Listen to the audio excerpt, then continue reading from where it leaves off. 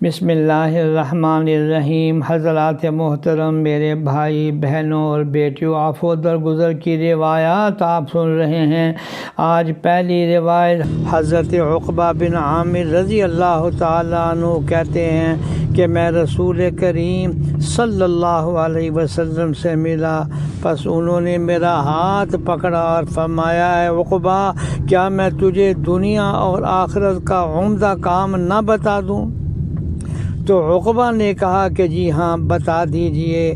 ارشاد فرمایا کہ جو تجھ سے تعلق توڑے تو اس سے تعلق جوڑ، اور جو تجھے محروم کرے اسے عطا کر اور معاف کر دے اس شخص کو جو تجھ پر ظلم کرے۔ اللہ اکبر! کس قدر حضرت صلی اللہ علیہ وسلم نے اہمیت کے ساتھ اس کو بیان فرمایا۔ حضرت عائشہ رضی اللہ تعالی عنہ بیان کرتی ہیں کہ رسول اللہ صلی اللہ علیہ وسلم نے فرمایا کہ رشتہ داری عرش کے ساتھ لٹکائی ہوئی ہے، اور یہ فرمایا جا رہا ہے کہ جس نے مجھے جوڑا اللہ اسے جوڑے گا، اور جس نے مجھے توڑا اللہ اس سے دور ہوگا۔ یعنی رحم، یہ را حا میم، جس کا معنی یہ ہے رشتہ داری، اس کا تعلق عرش معلیٰ سے کیسا جڑا ہوا ہے۔